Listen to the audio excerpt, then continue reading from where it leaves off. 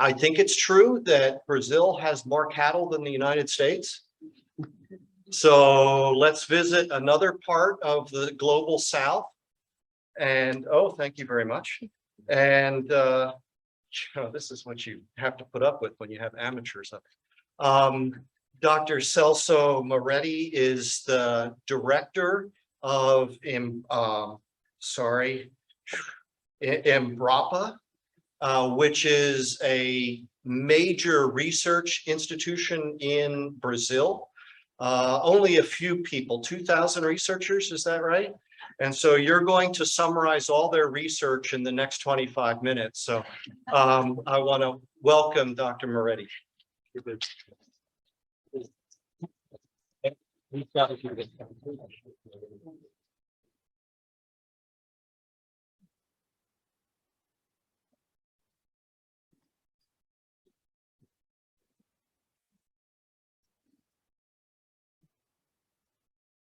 Well, while he puts here in a presentation. Good afternoon, everyone. Great pleasure to be here today. Really honored. My first time here in Ireland.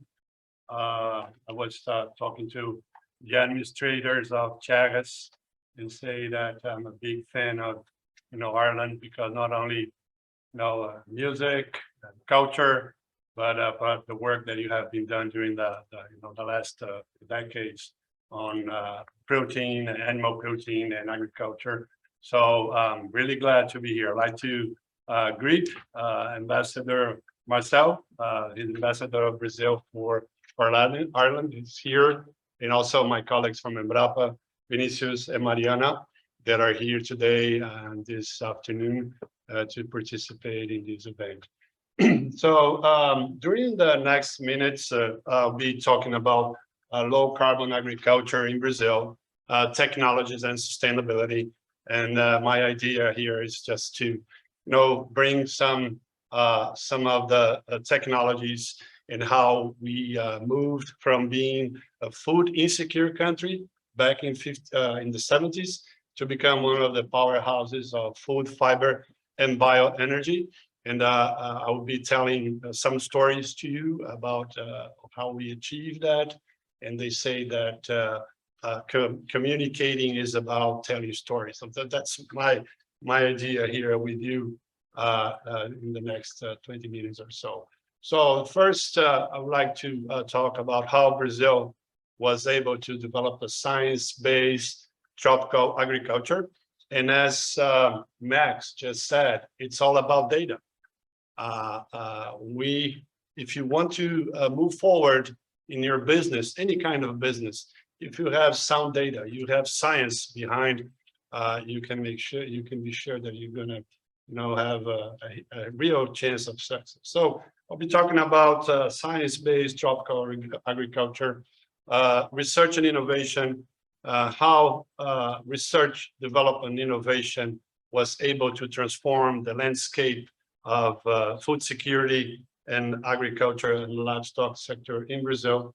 As our meeting here is saying what the science says, and I know that in the morning you have many scientists here already addressing this topic, but I'll be more than glad to share with you, and also to be continued, the future, and how we see the future in terms of decarbonizing agriculture, decarbonizing livestock production, and making them more sustainable to the world. Well, it's very important. I really love to show this map because it gives a perspective where Brazil is located. So we are down there in South America, and most of our territory is located in the tropical belt of the world. Back in the 70s, as I said, Brazil was a food insecure country. We used to import basically everything that we consume in Brazil: milk from the US, beef from Europe, beans from Mexico. And that was the situation that we had. We used to import technology from the temperate world. We didn't have a tropical technology in Brazil. And I have no doubt that the tropical belt South America, part of Central America, Africa, Southeast Asia, and part of Australia is the most challenging area for agriculture, because although you have enough sunlight, you have mild temperatures, and you have sometimes you have enough water, just in our case in Brazil, you have a lot of pressure from insects and diseases, and this is real challenging for the production of food, fiber, and bioenergy. And in 1973, so next year, we are turning 50 years old, and Embrapa was established in Brazil. Of course, we had in the past universities and growers and growers association, but then in 1973, Embrapa was established with the mandate of developing technology for the tropical belt of the world. So in less than 5 decades, Brazil develops a science-based tropical agriculture without parallel in any part of the world. So we are really proud to say that we were able to tackle the challenges that we had in Brazil to transform the reality of our agribusiness, of the situation in our country. I believe this graph here, I just don't want to bother with too much information, but just 2 points here that I would like to comment to you. On the green bars, if you go, we are talking about production. So in the last 44 years, we moved from producing 36 million tons to 244 million tons. So more than 5 times increase in production. And if you look at the red dots, we moved from 27 million hectares to 65 million hectares. So 1.5 times, 150% increase in area. So that's what we call the land save impact of technology. If you use technology, use science to produce, you can save land. And we made a calculation for the soybean that we have in Brazil.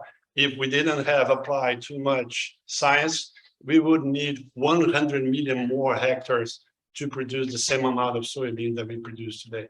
So this is just to show how technology can save land and can protect, help protect the environment.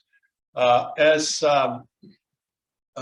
he said here in the beginning of the presentation, this is Embrapa, the Brazilian Agricultural Research Corporation. It is a robust research and innovation system. So we have around 8,000 employees, more than 2,000 researchers, 43 research centers, all the way from Roraima, there on the top, close to the border of Venezuela, down to Rio Grande do Sul in the border with Uruguay.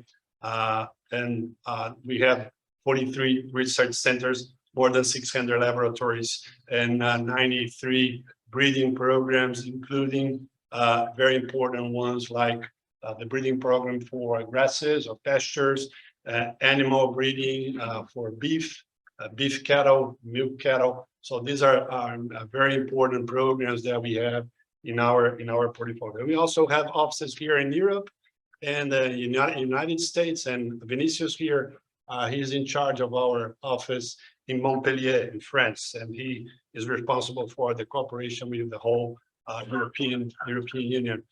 This is the picture of one of our research centers based in Mato Grosso. So it says Embrapa Agroforestry Research and Development Center. Is one research center that is pretty much dedicated to the study and the development of integrated crop, livestock, and forestry system. And I'll be talking about this in a couple of minutes. So just to show you an aerial picture photo of one of our research centers. It's also important to bring into perspective, Brazil has 850 million hectares of total land. So it's the 5th largest country in terms of area in the world. But we only use 8% of our territory for agriculture. for production of grains and fruits and vegetables, which is in first and second season. We are talking about 70 million hectares. We have around 90 million hectares of degraded pasture. And usually when I go abroad, I prefer to use data from other sources. So this is not data from Embrapa, okay? I'm quoting here I can share with you later the sources.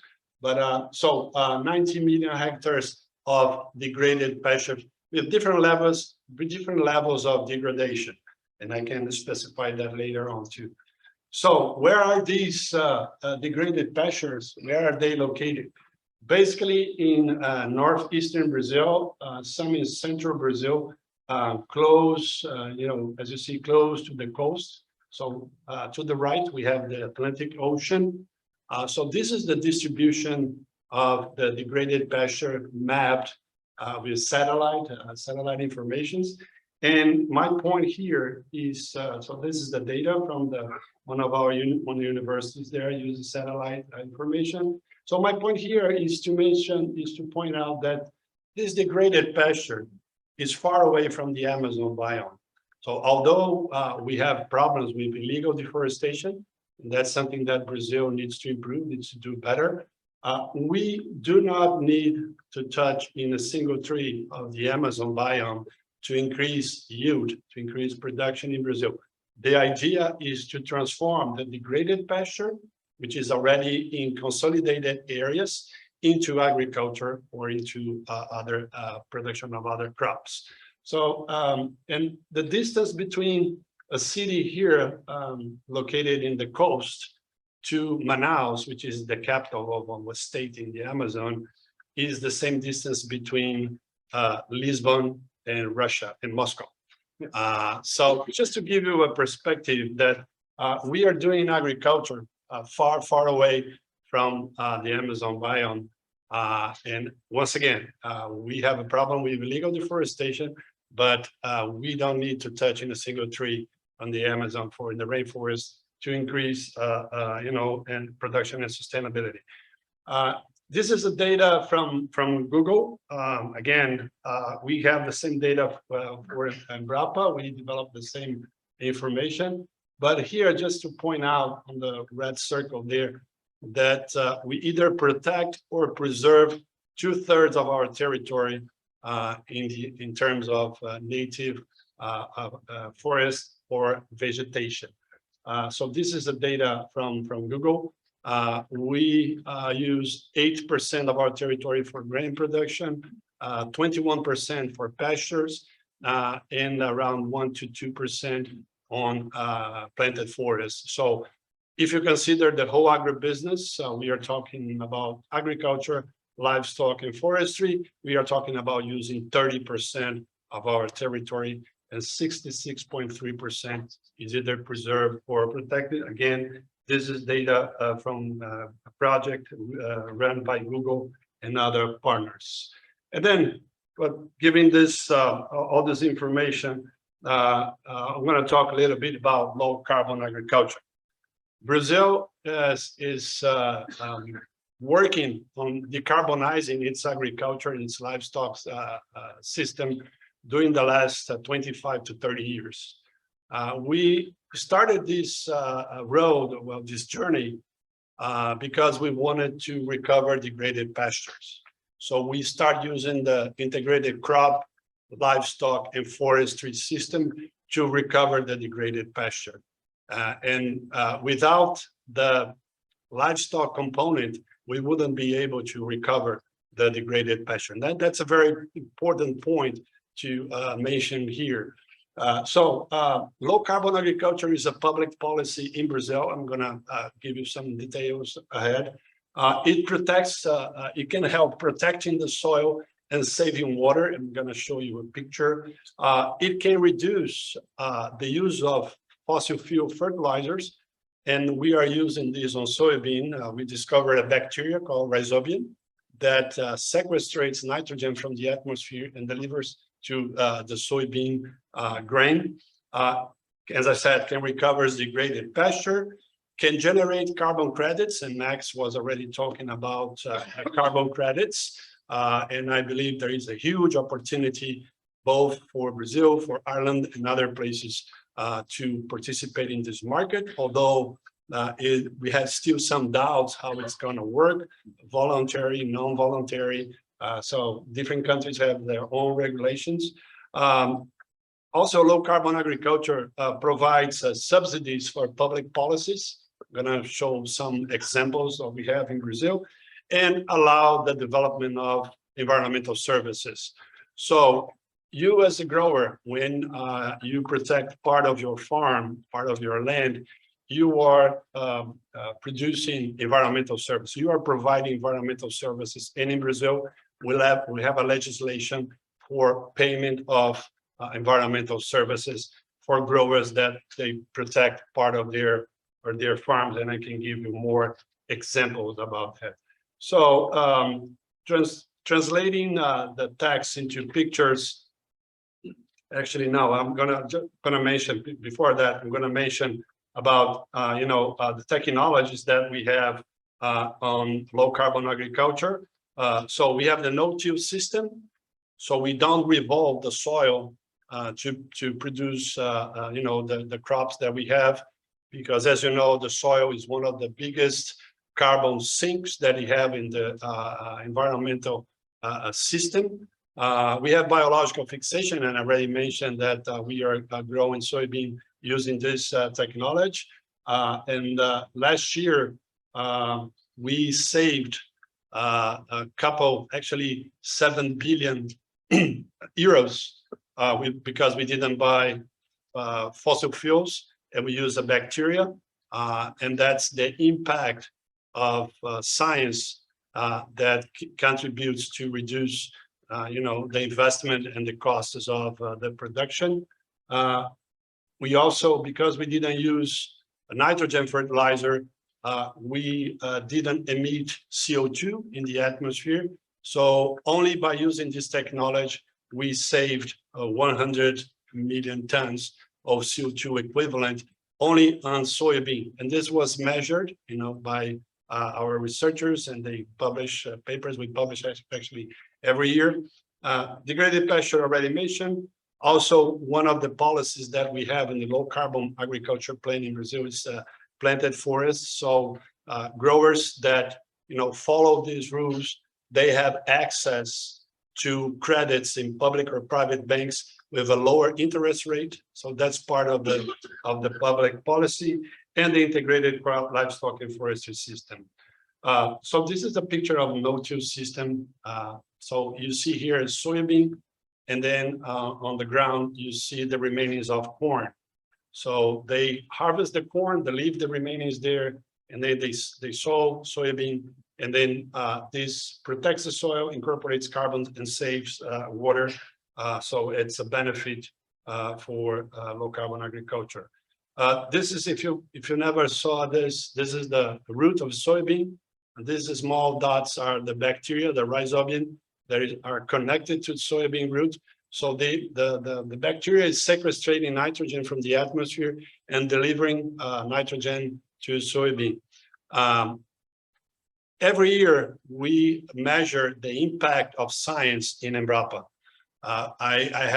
Every year I go to the Congress and I show the congressman in Brazil for every dollar the Brazilian society invested in Embrapa, how much we return to the Brazilian society. And I tell you, it pays off to invest in science, technology, and innovation. Last year, for every dollar invested in Embrapa, we returned $23 to the Brazilian society. And that's why, they understand it's very important to keep moving on in terms of investing in the science, technology, and innovation. So once again, last year, we calculate the benefit of nitrogen fixation. I said 7 billion euros only for soybean. Here you see the recovery of degraded pasture. So on the right, you have a very clear picture of degraded pasture. And on your left, you see the area that was recovery using technology. Integrated crop, livestock, and forestry system. This is a technology, and I'm coming to the end of my presentation. This is the technology that we developed, as I mentioned, to recover degraded pastures. We start back in 2011 with 4 million hectares, and we already have 18 million hectares of integrated crop, livestock, and forestry system. And our goal is to reach 30 million hectares in 2030. So in the very same area, if it's not clear, but in the very same area, we have a crop that could be corn, could be soybean, and then you have the beef cattle, or you have the milk cattle. Here is Bos indicus, Indian cow, the Nelore that we have in Brazil. It's the major part of our breed. And then you have the forest component. That could be pinus, eucalyptus, or other species. This technology allowed us to put in the market in 2020, in partnership with the private sector, the carbon neutral beef. So the amount of methane, the amount of carbon that is released by the system is neutralized either by the agricultural component or by the forestry component. So after making all the calculation, we came up with the carbon neutral beef that, is being marketed by the private sector in Brazil. We licensed the company, and they are paying royalties back to finance the research in Embrapa. We are doing the same with milk. So we are working with Nestle to develop low carbon milk. And the idea in the next 3 years is to convert more than 20 farms for low carbon milk. We were talking about the good conditions for having your herd, and you see the cows here are really smart, right? They stay in the shaded area. We measure the temperature on the back is 4 degrees Celsius lower than the environmental temperature, and this is our one of our farms there in the state of São Paulo. We, as other countries, more than 100 countries, we signed the Global Methane Initiative last year during COP26. We have different strategies, and I was talking to our colleagues here at Teagasc about the strategies that we'll be using to participate in this global ambition in the near future. So we are working on breeding new pasture. We are going to do work on animal breeding to reduce the time that the animals remain for early slaughter, so they produce less methane production. We are working on additives, and we are also working on adaptation in terms of using integrated crop, livestock, and forestry system. We are also working with the private sector for low carbon soybean, and I can give you more details later on if you are interested. Here are just some public policies that we have. We have a forest code. So if you have a farm in the Amazon biome, I'm not talking about the rainforest, right? I'm talking about the Amazon biome. You have to, by law, you have to preserve 80% of your farm, and you can only use 20% of your land. So this is the forest code. The low carbon agriculture plan I already mentioned is a public policy that fosters the use of sustainable practices, and the Renova bill for biofuels. This is a picture of one of the farms that are one of the participants of this integrated crop, livestock, and forestry system program, and they are starting to sell environmental services, as I mentioned. So my last 2 slides, science technology will significantly contribute to the reduction of greenhouse gases emissions, and we are also working now on low carbon coffee, cotton, leather, cows, and there are many other opportunities. And my last message here, that brains, not tractors, are the symbol of Brazilian agriculture. And I have no doubt science is behind also the agriculture in other countries. Thank you very much for your attention.